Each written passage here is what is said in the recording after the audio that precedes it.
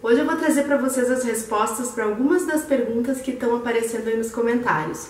Uma das inscritas no canal sugeriu que fizesse o Michele Responde. Eu achei bem interessante, eu vou tentar seguir com essa linha para vocês.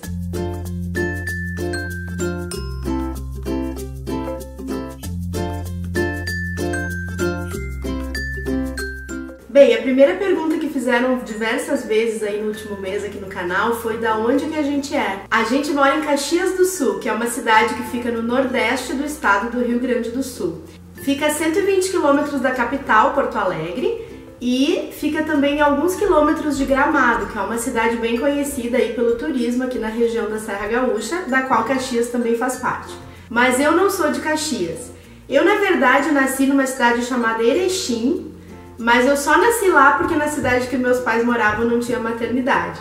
Eles moravam em Marcelino Ramos e eles se conheceram lá, porque eles passaram num concurso de um banco e cada um foi enviado para aquela agência de Marcelino Ramos. Quando eu tinha 4 anos, os meus pais se mudaram para Taquara, que foi onde eu vivi por 19 anos. E então, em 2006, eu vim morar em Caxias, que foi o ano que a gente casou. A gente namorou à distância por 7 anos, ele morando em Caxias e eu morando em Taquara. Mas a família da minha mãe mora toda em Passo Fundo, a família do meu pai mora em Porto Alegre e os meus pais ainda moram em Taquara. Então, para ver os meus pais, a gente precisa fazer uma viagem aí mais ou menos de umas 2 horas. O meu marido é aqui de Caxias, então toda a família dele ainda mora aqui. Outra pergunta que está aparecendo bastante aí nos últimos vídeos é, então, por que a gente separou os meninos na escola? Eu já fiz um vídeo explicando os motivos, eu vou colocar ele aqui na descrição do vídeo, onde a gente explica que a gente quer incentivar e promover a individualidade deles e a gente está gostando bastante do resultado. Baseado em alguns comentários que eu tenho visto nas redes sociais, eu acho assim que o nosso caso é um caso bem específico. Eu não posso dizer para vocês que é a melhor solução para todas as mães de múltiplos. Eu vejo casos de gêmeos, idênticos ou não, que sofrem mais a separação. Mas o caso dos meus, como são 3, eu gosto de dizer que eles são 3. Então muitas vezes em casa a gente tem um grupinho, 2 brincando e o outro brincando sozinho ou brincando com a Mônica.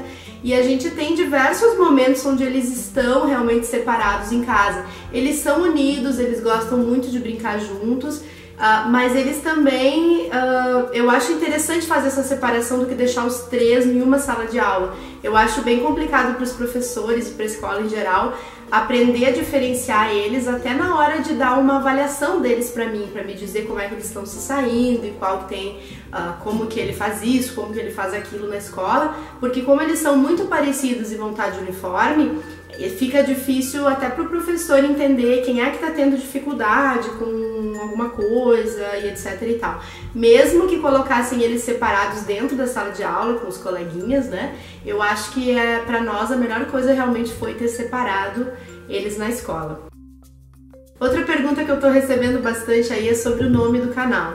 Eu queria que vocês entendessem um pouquinho mais de por que o nome do canal é Os Trigêmeos da Michele e não Mônica e os Trigêmeos ou qualquer outro nome que incluísse a Mônica. A Mônica é minha filha mais velha, ela nasceu em 2011, depois de 2 anos tentando engravidar pela primeira vez, a gente teve a Mônica. Então ela foi muito esperada, ela é muito amada e ela tá presente aqui no canal, como vocês podem ver em todos os vídeos. Mas a minha vida com ela não rendeu um blog, não rendeu um canal no YouTube, eu não dividi na internet a minha experiência. Mas quando eu engravidei dos trigêmeos, eu pesquisei muito na internet sobre o assunto e eu encontrei muitos blogs de mães que estavam grávidas e que estavam tendo essas ansiedades que a gente tem quando descobre uma gestação múltipla.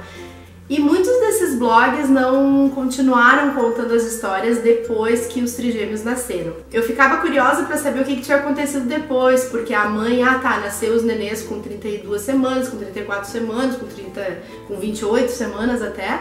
E o que aconteceu depois? Ficaram na UTI, deu tudo certo, o que aconteceu, né?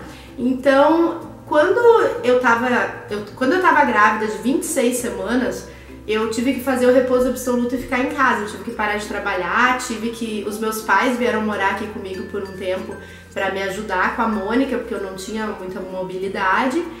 E na verdade, naquele momento a minha irmã me convenceu a criar o blog. Eu prometi pra mim mesma naquele dia que eu criei o blog que eu não ia parar de contar a nossa história, mesmo depois que os meninos nascessem. Com todas as dificuldades que aparecessem, eu ia pelo menos uma vez por mês escrever alguma coisa no blog. Mas quando eu decidi fazer o nome do blog, eu pensei que tinha que ser alguma coisa que, se as pessoas procurassem aquele assunto no Google, como eu procurava sempre trigêmeos, gestação de trigêmeos. Antes de criar o meu blog, eu procurava por outros blogs e outros assuntos e outras matérias de outras pessoas, e eu só procurava trigêmeos e gestação de trigêmeos. Então, por isso eu achei que no meu blog tinha que ter a palavra trigêmeos no nome. Por isso eu coloquei lá trigêmeos, vida com trigêmeos, trigêmeos mais uma. Pensei em diversos nomes com trigêmeos, porque o assunto do blog ia ser realmente a gestação e a criação dos trigêmeos. E naquele momento, pensando em diversos nomes, eu pensei em os trigêmeos da Michelle, porque eu sou a Michelle e não ia ter outra mãe chamada Michelle que era mãe de trigêmeos. Claro que existe, né? Mas enfim, eu achei que ia ser mais difícil ter, eu achei que ia ser mais personalizado colocando o meu nome e a palavra trigêmeos. Então tinha que ter o nome trigêmeos no nome para o Google me encontrar lá para quem estivesse procurando. Depois que o blog ficou conhecido, em 2014, depois da Copa do Mundo de 2014, a gente foi assunto no Globo.com. E naquele momento o blog começou a ter muito mais visualizações e começou a crescer as nossas redes sociais e etc e tal. Então naquele momento ali, começou a vir muita gente me perguntar, mas por que não tem o nome da Mônica? Por que a Mônica não está no blog? A Mônica está no blog, ela está presente na nossa vida, ela é a nossa filha mais velha, então ela não é excluída em nenhum momento. Na verdade é uma coisa assim para facilitar que nos encontrem que a gente usa a palavra trigêmeos. Então se eu colocasse o nome do blog Os Filhos da Michelle ou Filharada, como eu brinquei com meu marido que eu ia trocar o nome do blog para Filharada, ou colocar os filhos da Michelle, a família da Michelle, na verdade eu nunca levei assim como uma coisa da Michelle. Eu sempre pensei que o foco era trigêmeos. E depois uma família, como que uma família com outras pessoas, né? Uma família, uma esposa, um esposo, um filho, e veio trigêmeos para essa vida. Era essa a ideia que eu tinha. Então talvez eu tivesse que ter colocado o nome A Vinda dos Trigêmeos ou qualquer outra coisa. Mas eu nunca pensei em colocar o nome da Mônica no blog por causa de uma personagem que vocês conhecem, que tem uma turma. E eu achei que colocando o nome Mônica no título ia fazer muita ligação com a Mônica do Maurício de Souza. Então por isso eu nunca coloquei o nome Mônica nas nossas redes sociais ou no blog, etc. Na verdade eu escolhi o nome Os Trigêmeos da Michelle e depois o canal do YouTube ele é assim como as nossas redes sociais, ele é uma consequência do blog. Então hoje, por mais que o nosso canal no YouTube esteja crescendo e tenha mais gente nos assistindo do que antes, o nosso blog é que é o carro-chefe de de toda a nossa presença na internet.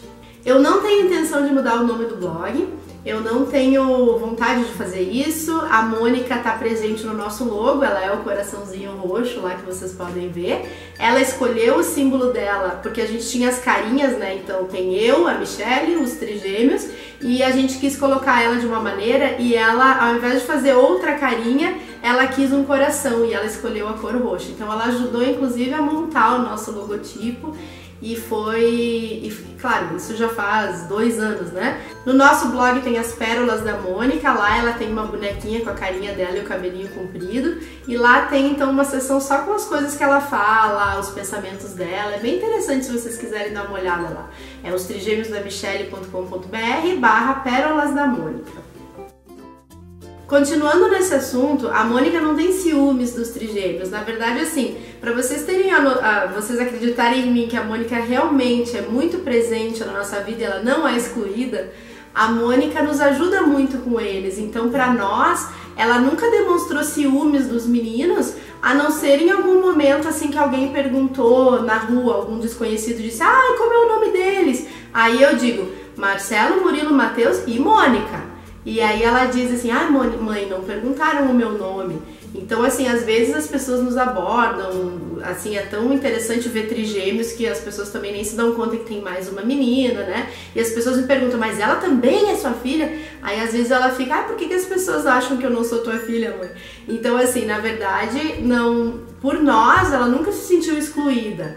mas eu acho que isso já pode ter acontecido em algum momento desses que eu citei.